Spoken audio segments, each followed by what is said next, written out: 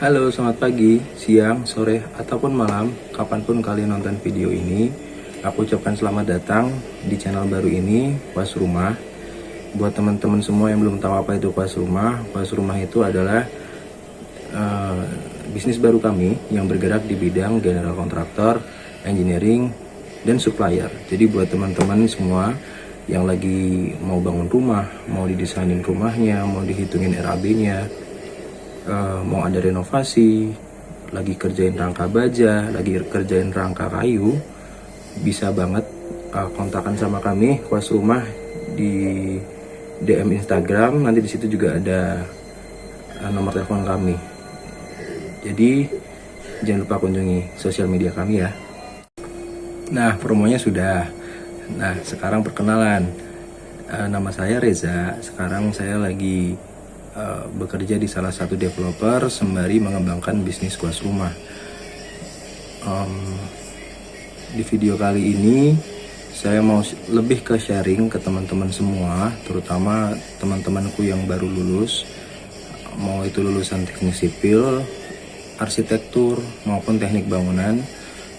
Buat teman-temanku semua yang masih bingung, kira-kira aku lulus kerja di mana, kerja apa yang cocok sama karakterku. Misalkan teman-teman punya karakter pekerja keras, ulet, tahan banting, nggak kenal waktu, cocoknya di mana.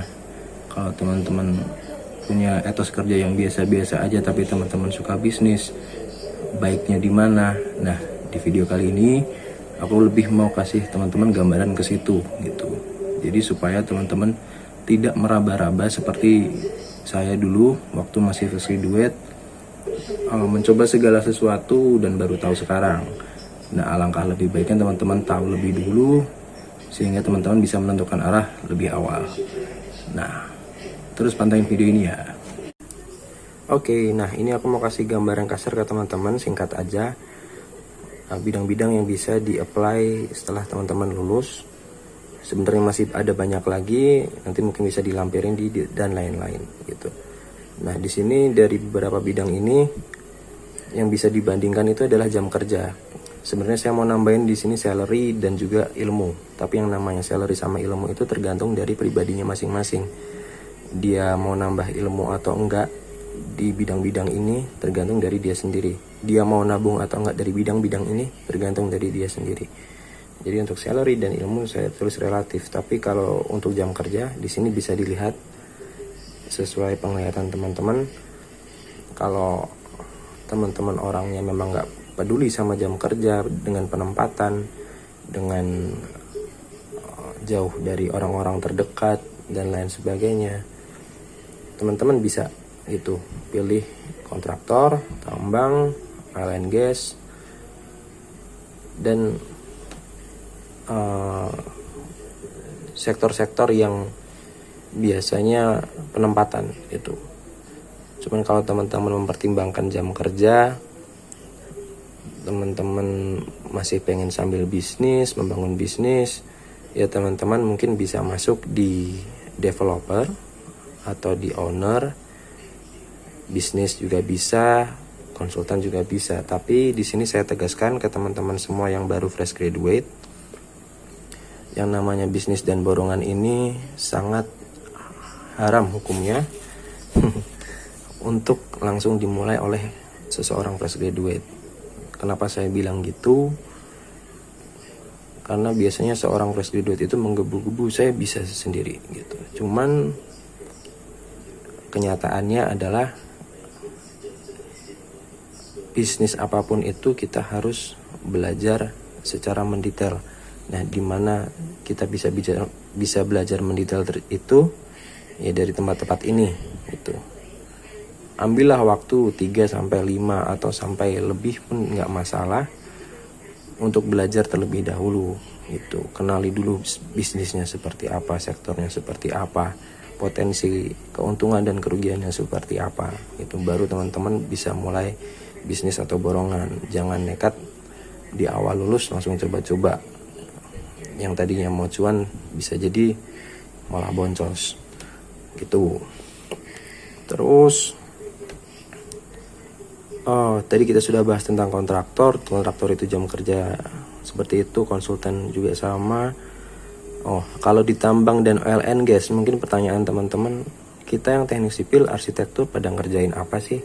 Kalau untuk di tambang oil and gas, itu biasanya kita ngerjain infrastrukturnya ataupun bangunan-bangunan penunjang gitu. Kalau di tambang itu biasanya kita ngerjain jalan akses, lalu kit, direksi, terus fabrikated, bangunan-bangunan fabrikasi.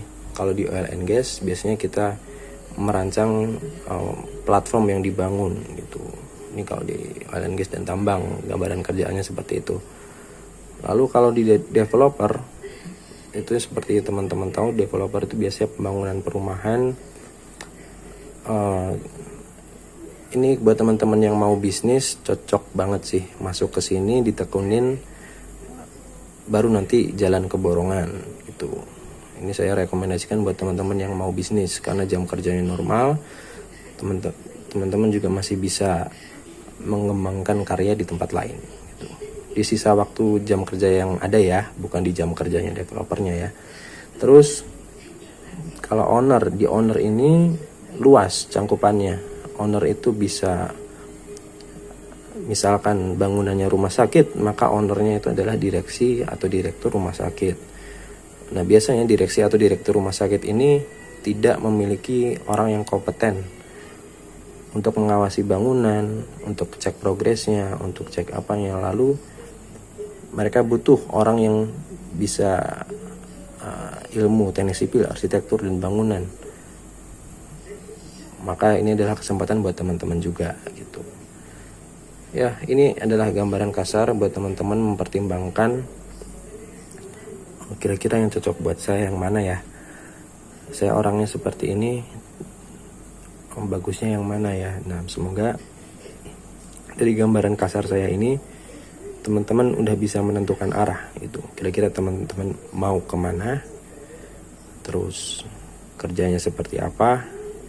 Ya, ini masih bisa di searching lah sama teman-teman detailnya kerjaannya seperti apa. Tapi saya kasih gambaran luas jam kerjanya seperti apa gitu.